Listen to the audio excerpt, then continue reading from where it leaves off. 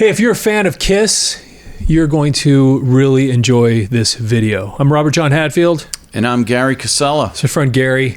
And actually, one of the ways we became friends is over a mutual appreciation for this band. Absolutely, we were both Kiss fans from back when we were kids. My first album was Rock and Roll Over, which was right before this. Okay. What was your first one? It was this one? Yeah, Love Gun. So what I found here and is some reviews that were made about this album back when it came out, and these were published in 1977.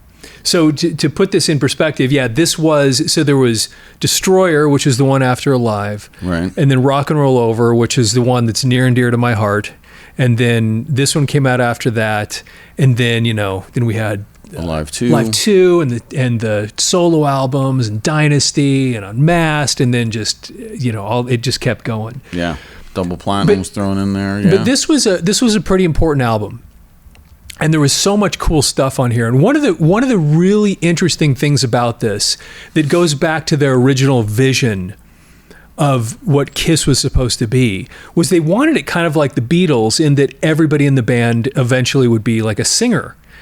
This is the first time Ace sings. Yes. And so it's really kind of an important point in the Kiss history. Yeah, because up until this point, he's written a bunch of stuff, right? Right. Cold Gin, on and on. But when his first vocal track, is Shock Me here, right? Right. Which ends up being like a brutally cool tune. And it ends up on Alive 2. Yeah. And he sings it there. And I ended up, even though he's probably technically the weakest vocalist of the four of them, sure, the more I listen to him back in that stuff, the more I like it. Because it is kind of, it feels a little bit unstable when he's singing. Like he's right on the edge of going out of tune. Yeah, no, I think we've talked about that over the years, is that Ace's vocals are, he's got that super Bronx, New York, kind of dialect thrown in there. The way he enunciates, the way he sings is not far from that, and it just, but it's cool and it's unique. And, I always liked it. So, but yeah, like in the Beatles, it's not like Ringo's out there singing every tune, or George Harrison. It was, primarily mostly John mostly Paul. Lennon, McCartney. Yeah. But then and that was part of the original vision, was to have all four of these guys doing that, which is kind of a lost art too, which is pretty cool about Kiss that they did that. Yeah. And Peter Criss, he actually sings Hooligan on here, and sounds awesome. He's awesome. Yeah. You don't realize. When I was a kid, I didn't realize how great of a singer he was. He's got that raspy, bluesy good. type. He's really good. He's definitely, he's got that where he's at. Because doesn't he sing Black Diamond as well, right? On the first one. She's for living. Yeah, that's right. He was awesome. Strange Ways too. He was so cool. Hotter Than Hell. Let's just real quick just flip it over before we read the thing and just look at him. And of course, Love Gun, that ended up being one of their touchstone songs, clear up until the end. I don't think they ever didn't play that song. That was such a great. Yeah, it was a live staple song. for them forever. Yeah, for sure. Got Love for Sale was never a big hit. Tomorrow and Tonight, great tune. It was a kind of an anthem sounding thing, like they tried to do, like Rock and Roll Night and Shout It Out Loud. It kind of had that same kind of thing to it. Christine 16 it had that kind of 50s feel to it. When I saw you walking out of school that day I knew. Yeah, and seeing a 70-year-old man sing that about a 16-year-old is kind of funny. That's a cool. It's a great song. The way it starts with the piano. It is a great tune. It is man. a great song. For sure. Almost Human. That's another Gene song. Yeah. Which was. Did you like that song? Yeah, kind of. Yeah, it's had got a that weird dark beginning. Yeah, it's. I don't do the sounds kind of as good as you. But I thought to me it was kind of like, how do we do another God of Thunder anthem? Kind of thing for Gene. That's the way it came across to me. The music's not that way, but it was the Almost Human was kind of like him again singing about his character, which God of Thunder wasn't supposed to be, but Bob Ezrin was like, no, that's his song. Sure. That's supposed to be. Paul wrote he's the God of Thunder. Exactly. And the demos, he sang it too. Yeah. And then you hear Genius like, no, and that's what Ezrin's like, no, that's him. And he became the God of Thunder. And to me, that was kind of what seemed almost like that was what it was supposed to be about. I think I liked it because it was darker. It was definitely. Different, not poppy. Yeah. You know? Yeah. Oh, for sure. And then Plastercaster, that one's, we all kind of understand. That song. Yes. There's Shock Me, which ended up, man, and the other thing is guitar hook. I mean, dude, it was just so great. And like getting back to what was the song we just mentioned a second ago that they put Cold Gin. Guitar hooks. Great stuff. Then She Kissed Me, which is just an old I can't remember who that song originally was, but that's just an old cover that they did, which is kind of fun. You know, it's cool. I Stole Your Love. I love that song. Might be as good as it might be the best song on this album. That was so good. I'm kind of surprised over the years they didn't play it more, because that was on Alive too. Yeah, and that was a great song. That's a great song. It really was in the top of their stuff. Talk about Ace playing Shock Me and all that. Like obviously, the solo and the guitar solo in Shock Me is great. I think the guitar solo in I Stole Your Love is fantastic. I mean, it is awesome. I have to go back and listen to it now. You'll think that was it's fast. I mean, Ace is more. Not known for being like, he's not a shredder. Player. No way he's a shredder, but he can. He's got those quick licks. He can. He does really quick little things. This is one of them. I just always remember.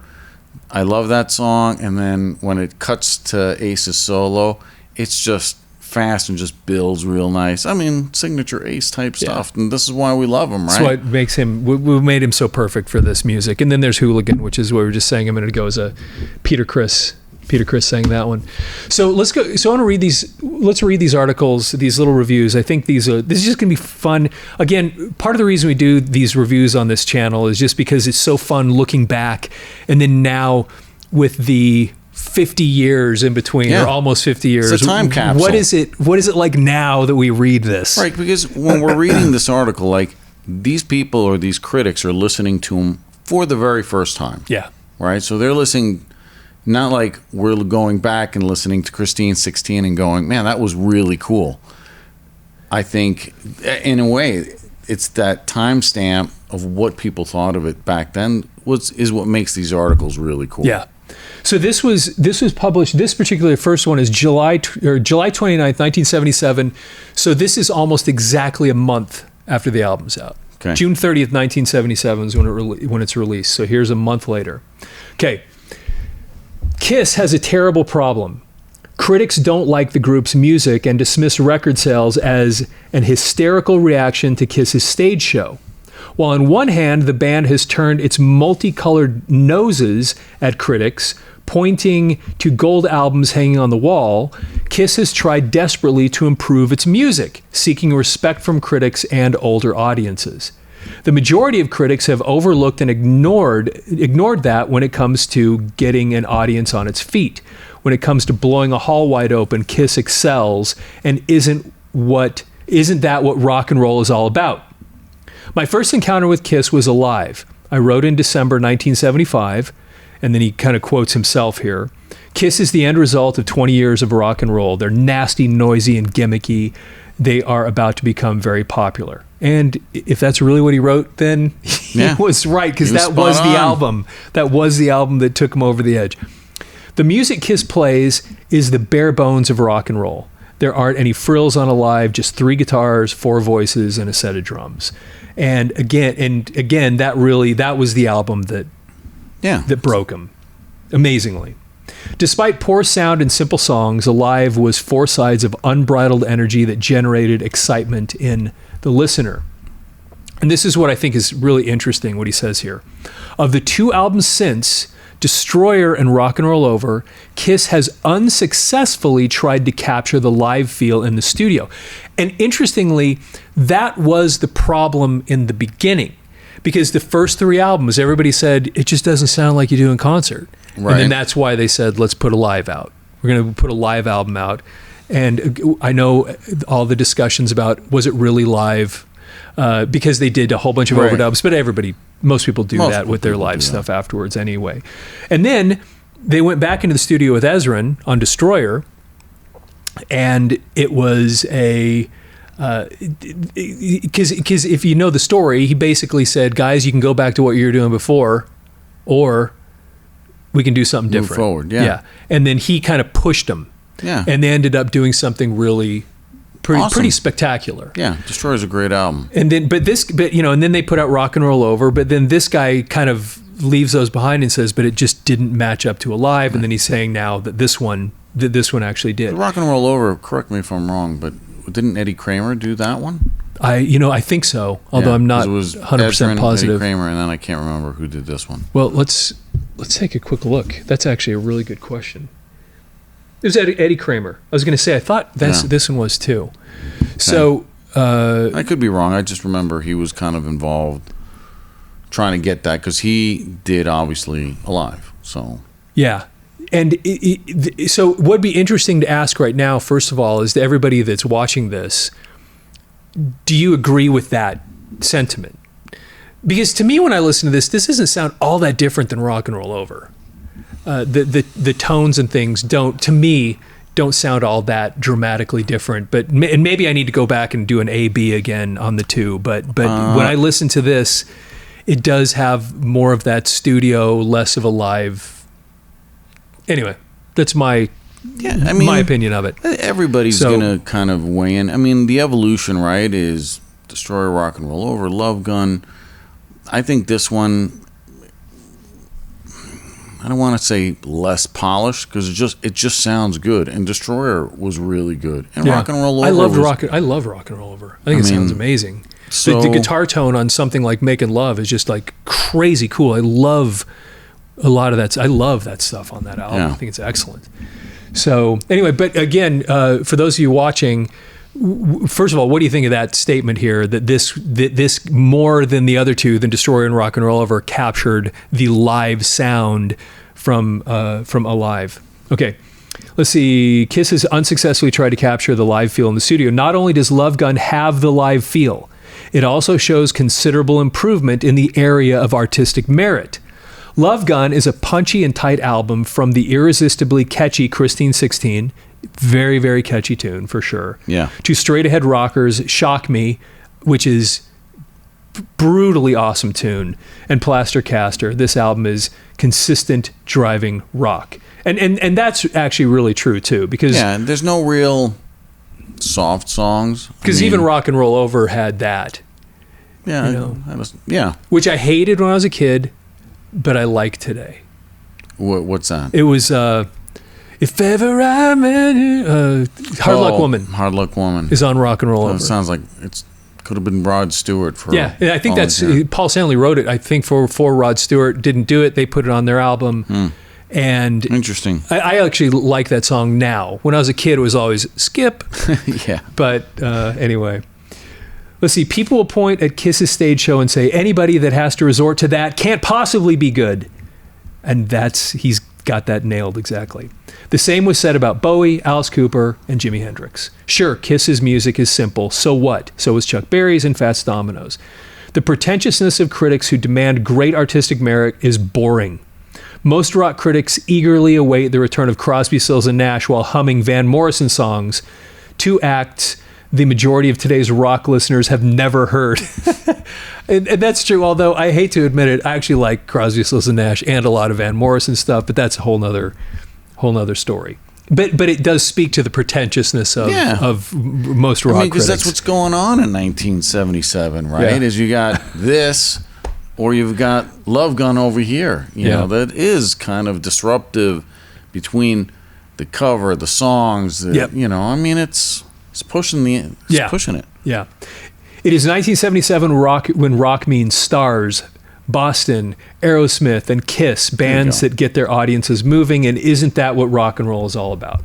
Okay. For sure. Right? The guy's spot on there. Yeah. That's a great, I think a really good review of, I shouldn't say a fair commentary, which a lot of people throughout the history of Kiss have never really done. It's like, well, they're just, all they are is makeup. And it's like, yeah, I mean, that is part of it. It's a big part of it. Right. But the tunes were solid. They're catchy, fun tunes. And this is maybe not all of them, but a lot of them. But they had a real, I tell you what, Paul and Gene both had a very great pop sense. Yeah. Of writing songs that are catchy and hooky. Yes. They just did. Okay, so we're going to read one more here that I thought was kind of interesting. And this is August 7th, 1977. So this is just about a couple weeks later. And this is from what is this from? Southtown Star. Okay. August 7th, Tinley Park, Illinois. Okay. Kiss, Love Gun, Casablanca. The new album is a definite assertion of Kiss's position as leader of the heavy metal bands. In a recent Gallup poll, Kiss was voted the most popular band in America. Its staunchest fans are the younger record buyers who are in love with the outrage of it all. And by the way, I hate using the word heavy metal anymore because it just doesn't mean anything. Because back then it was this very kind of defined thing that kind of people would fit into, and then it just kind of became everything. Right. Okay. This same outrage once propelled the Beatles and Stones to the top of the charts and later did it again for Alice Cooper and David Bowie.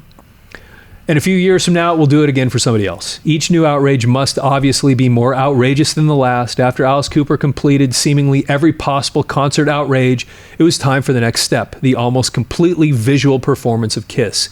It amuses me that Kiss and Pink Floyd are both called heavy metal bands, in fact. The music of Animals, Pink Floyd's latest LP, and Love Gun almost could not be further apart.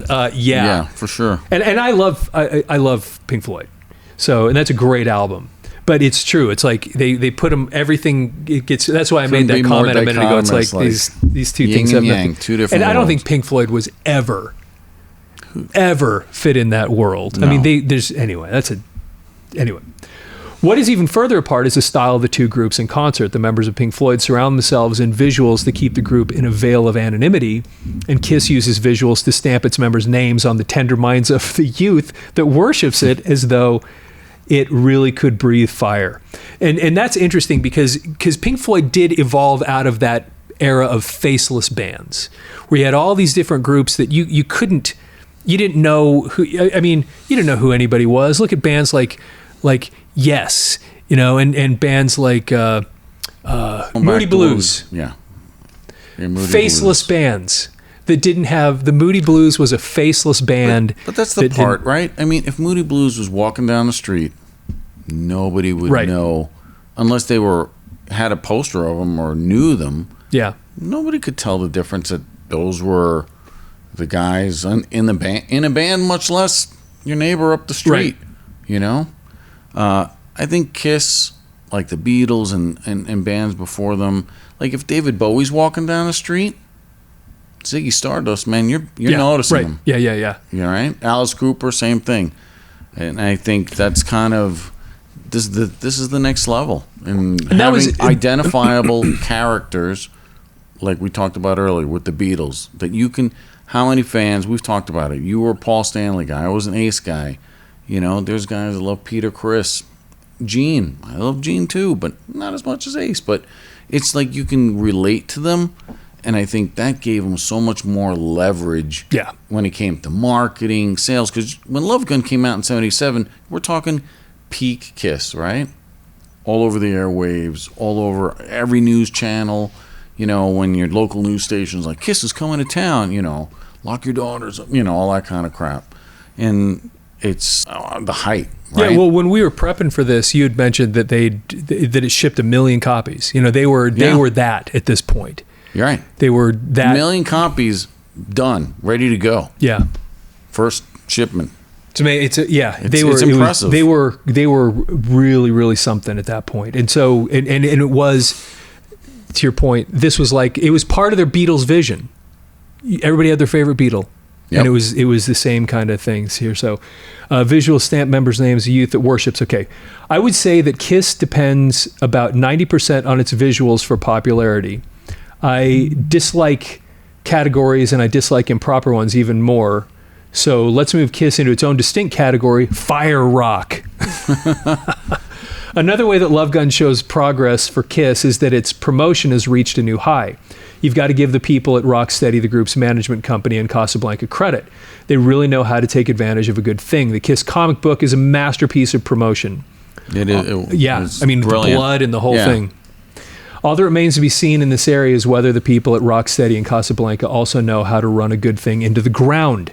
And this is really interesting that they make this point. There is such a thing as over-promotion, even to the younger market. What about the Beatles, you say? Let me remind you that these legions of KISS fans will also grow older, and to keep them someone must be able to keep up with their more mature tastes. I'll believe KISS is better musically than it seems, but a Sgt. Pepper's it ain't. And it's interesting because these guys were right on the edge of that happening at this point. Yeah. It was right on the we're a little bit too much. I'm thinking we're only 3 years ahead of The Elder. Yeah, right. Not Sgt. Pepper's by any stretch of the imagination, but I mean, I think when you're at the top of the mountain, what's your next challenge, right? A Sgt. Pepper's type of album, something a little different, They at this point, it was like they were getting to the point, it was just overexposure. Just too much. Yeah, too much everywhere. That's what the guy and he was right about that ultimately. I mean, weren't they always like in like the teen magazines and all? I mean, they were everywhere. Yeah. By this time, you had the KISS trading cards. Yeah. Right.